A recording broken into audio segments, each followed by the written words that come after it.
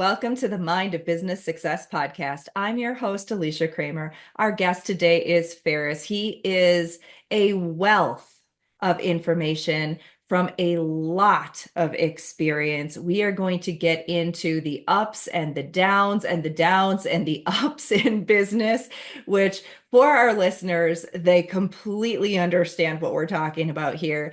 Let's dive into it and let's dispel some of those common myths and misconceptions, and let's talk about what it really takes to create success in life and business. Welcome to the show, Feras. Alicia, thank you so much for having me. I'm really excited about this conversation. And before we hit the record button, I promised Feras that I would not hypnotize him. So, but to to defend my own honor here, all the work that I do is always about empowering my clients. That being said, let's talk about you, Feras. Let's talk about your journey as an entrepreneur. And sometimes it's fun to start with the highlight reel because people get so excited about that. A lot of people, they start with the story of woe, the all of the challenges and how I started off so rough. And we know that we all have that story too. But let's talk a little bit about some of the exciting things that you've accomplished in business. Yeah, thank you. So we're on our seventh venture.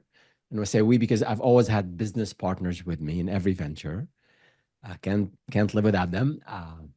And we've sold some businesses, and the last one we sold in 2019 was an 8-figure business that we started from very, very small beginnings here in Silicon Valley. And it was a services and a consulting business. We sold it to Dentsu, the global media giant. And that was a huge success, not just financially, but also, and we did share some of the finances with our team who helped us get there, but also just being able to build sort of a dream and dream big and then achieve that dream with a lot of hard work and then a lot of support from so many people and a little bit of luck. So that was one of the key highlights in 2019, and then since been helping entrepreneurs try to do the same thing and avoid the mistakes I made. Okay, now we can talk a little bit about those mistakes. So let's just be real here. We all want to buy the product, the service, the thing that is going to create exponential, rapid success without the pain and the struggle and the suffering and all of that hard work and the grind and the failure and the rejection and all of that stuff. That's not typically what happens for most people. We're That's human and we're living in this world that is full of polarity, the good and the not so good. So let's talk about some of those mistakes. Maybe you could share it from the perspective of some of the bigger mistakes that you've had to learn from and grow through, and how you see that with your clients as well. Since we're talking to an audience of business owners, sure, there are probably going to be quite a few things that are very relatable for people. Yeah, and I mean spot on in terms of if you want to get to become a millionaire, no time, no effort, just watch YouTube, bunch of videos on that. You can become a millionaire in a month and make $100,000 a month. No, easy way of it. Just Instagram, YouTube, you get it, right?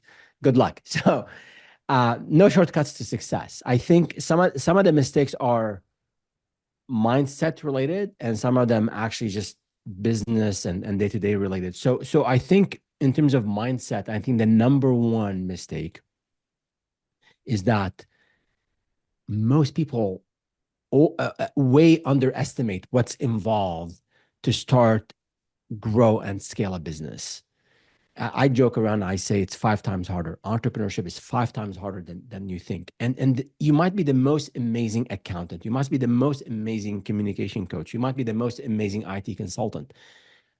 That's only part of what is involved.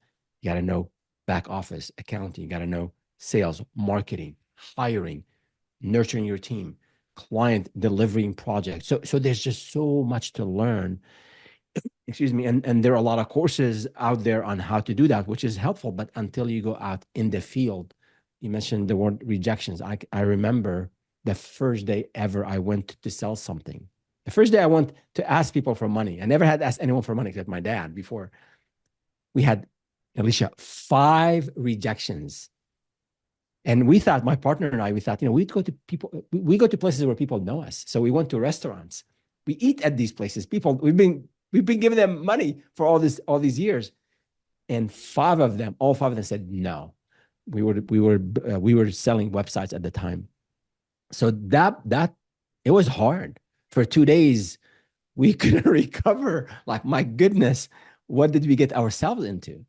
But then, you got to learn. So every rejection that they gave us, I start to ask, okay, 3 things they said I did not know how to answer.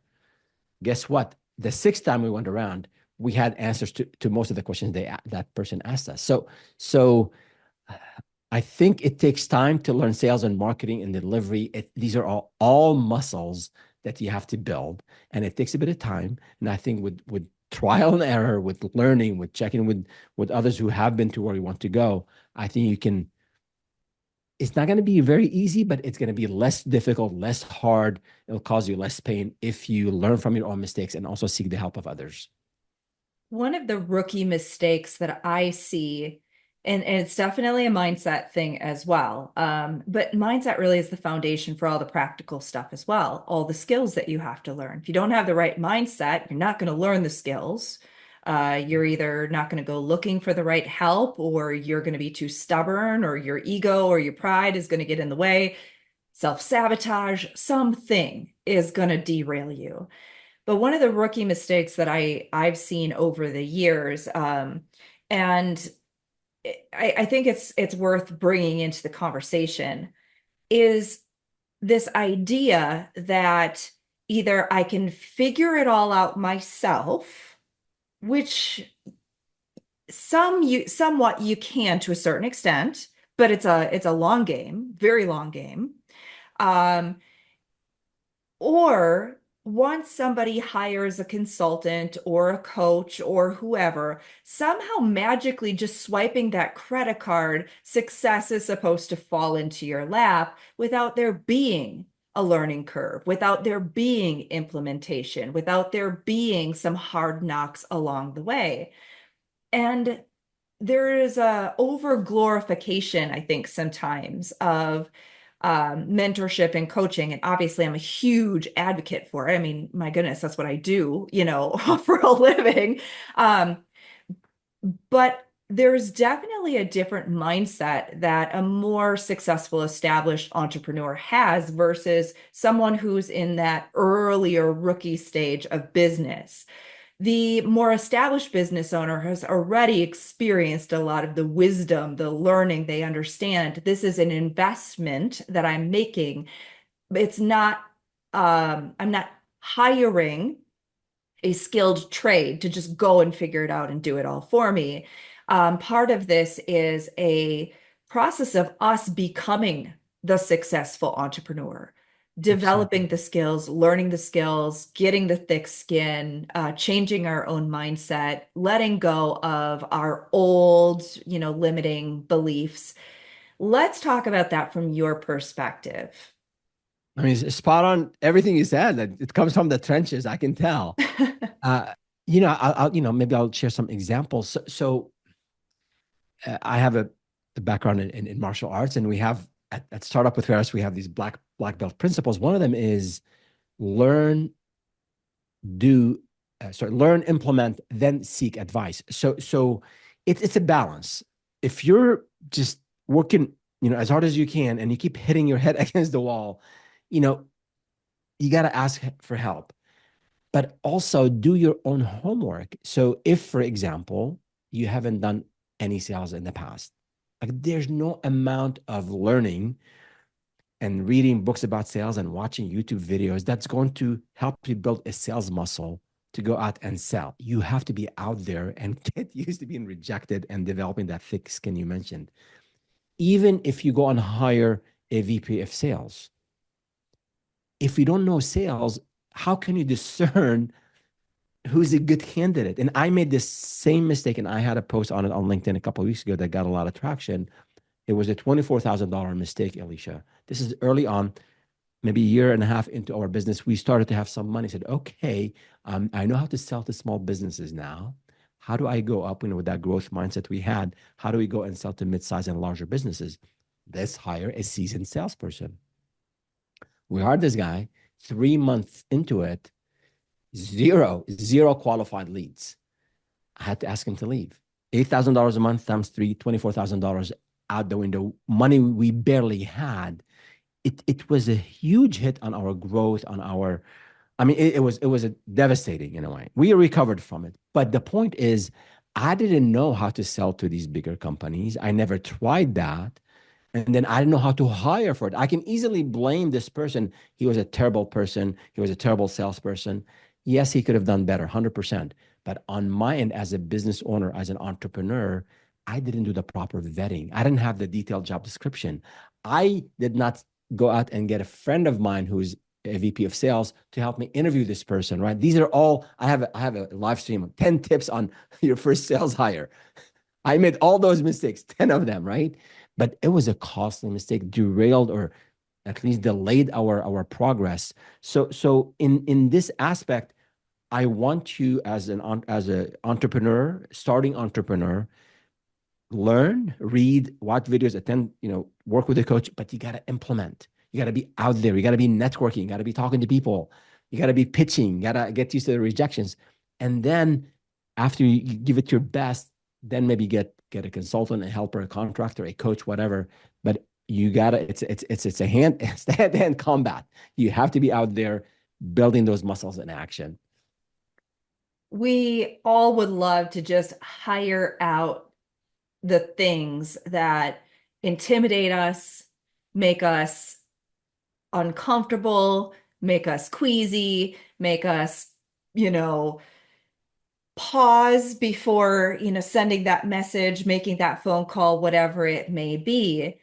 Let's talk a little bit more about that balance, because I Yeah. think that oftentimes, because of the way the mind works, and we're always filtering everything we hear through our biases, right?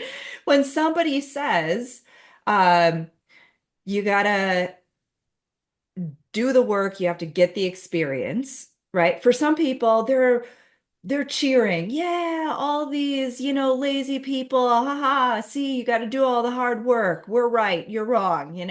But then for other people, so it's so black and white. I want to talk a little bit about this because it's not actually black and white. And what you said, and correct me if I'm off on anything, is you've got to learn enough of the right stuff, Yep. right?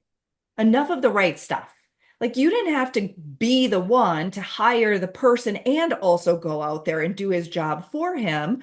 What you needed to be able to do was know how to hire the right person, how to Exactly. nurture that person, how to train that person, how to make sure that person was accountable.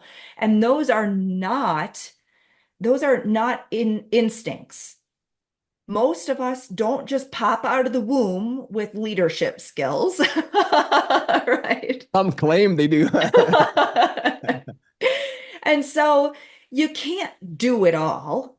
You sure as hell can't do it all effectively yourself. You do need to leverage other people.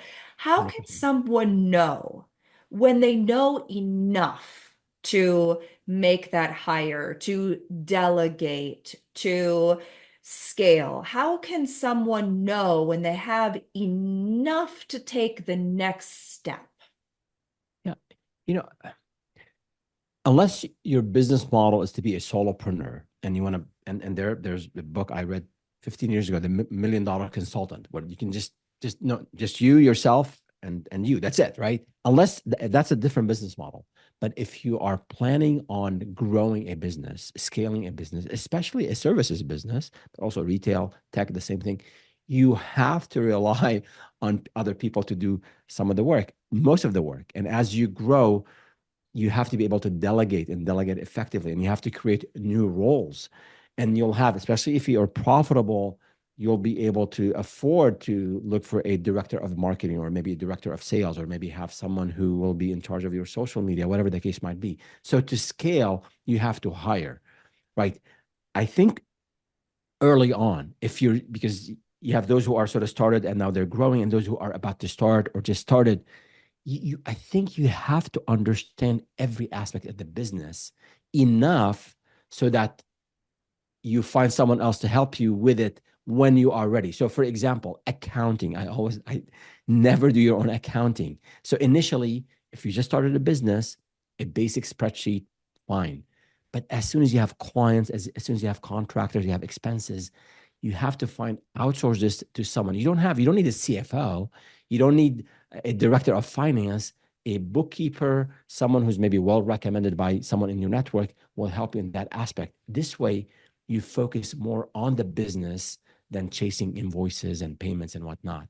So in a way, it's sort of gradual, just like learning any art. Like when someone comes into our martial arts in our Aikido dojo, and there's a lot of rolling in Aikido.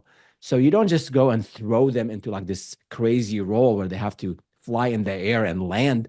You kind of, okay, here's how you do it gradually, right? And then as they build, we say competence builds confidence.